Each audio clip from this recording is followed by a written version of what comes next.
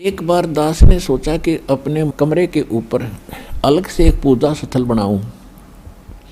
एक गैलरी थी, गैलरी के ऊपर एक कमरा बना दिया 5.5 बाई 15 फुट का। उसके सामने खिड़की, पीछे खिड़की और सामने इधर छत की साइड में गेट और एक बड़ी खिड़की, झांकी लगा रखी। तो फिर दास ने एक वो सोचा कि इस पे आमने सामने ये जैसे मच्छरों से बचने के लिए लोहे की जाली होती हैं, मच्छरदानी जैसे, मैंने सोचा इन पे ये लगा देता हूँ आगे पीछे दोनों पे।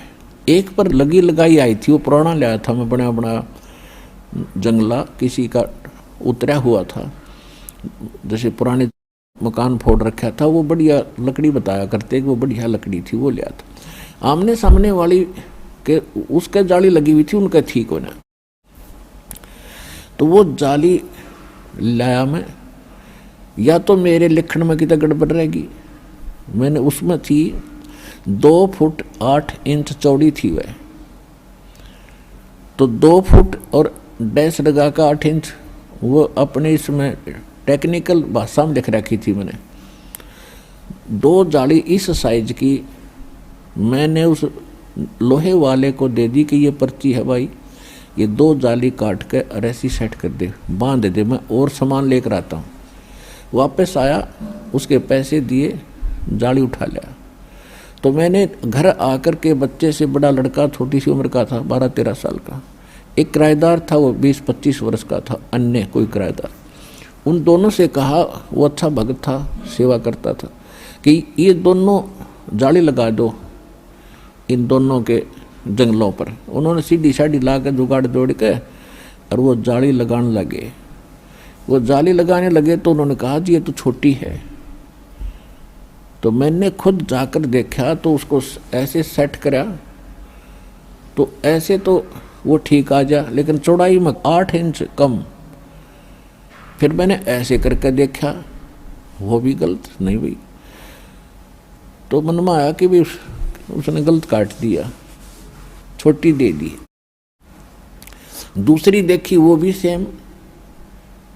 फिर इतना हमारा स्वभाव था कि भाई किसी गिल क्यों माथा मारा, पता नहीं वापस करेंगे कि ना करेंगे, इसको रख दो उठा कर। वो दोनों उसकी माँ ने उठा करके वो ऊपर स्टोर में डाल दी। 6 महीने बीत गए।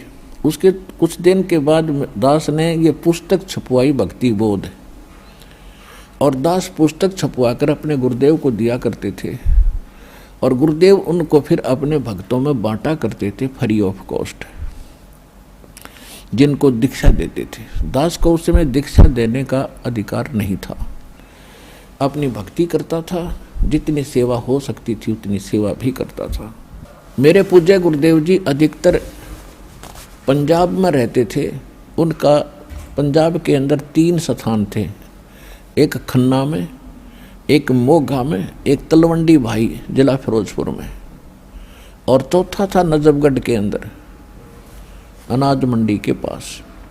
वो ज़्यादातर तलवंडी भाई रहते थे या मोगा के अंदर रहते थे, और यहाँ छुड़ानी आते थे केवल वो वर्ष में 2 बार।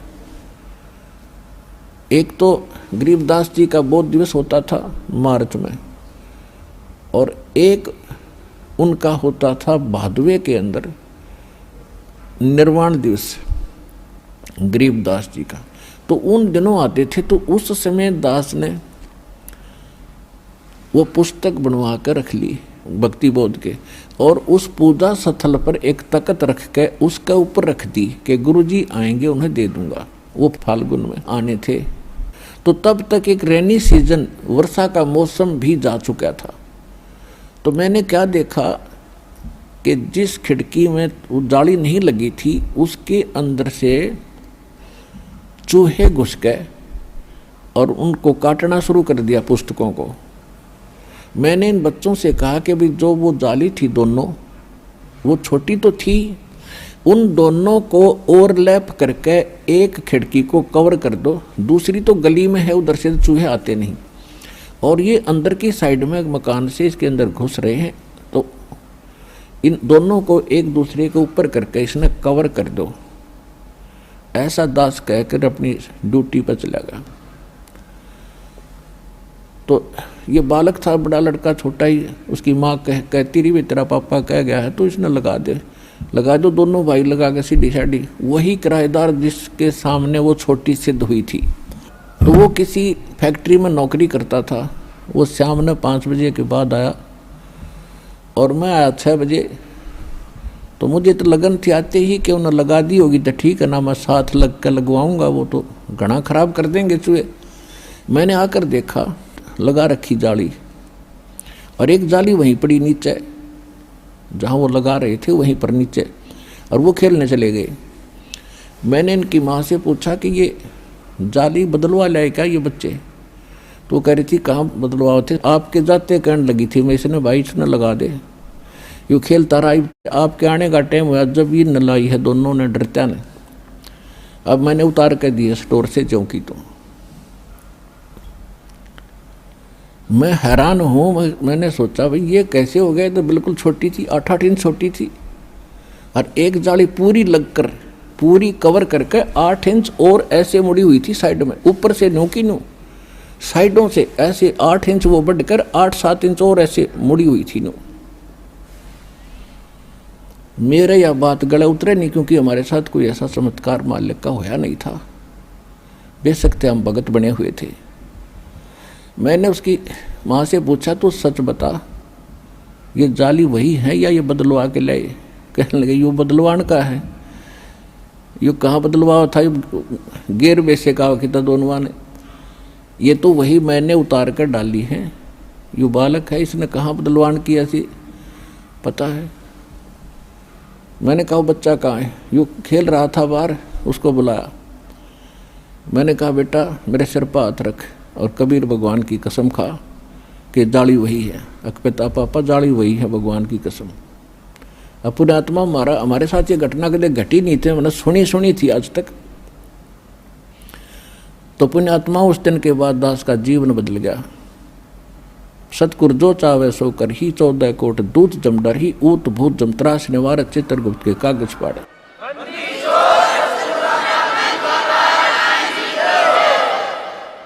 तो फिर उस किराएदार से पूछा मैंने कि भी सच्ची बताओ कि जी अभी आंटी ने उतार कर दी थी स्टोर से, हम दोनों लगाई है। मैंने उनसे कहा कि भाई ये छोटी नहीं थी जब तुम लगा रहे थे? तब उसको याद आया, कहाँ ये तो छोटी थी और मेरे सामने ये स्टोर में डाली थी पहले। तो कह रहे तो आश्चर्य हो गया। मैं बोला बेटा मुझे मालूम है क्या हो गया। तो फिर दास को इतना दृढ़ विश्वास हुआ और उसका ये प्रतिफल ये हुआ, यू बाग लाग गया भगवान का। जब तक हम डगमग है, विश्वास नहीं होगा तो हम भक्ति भी नहीं कर सकते। कोई ना कोई हमें डगमग करके हमारी भक्ति और रास्ते का नाश कर देगा।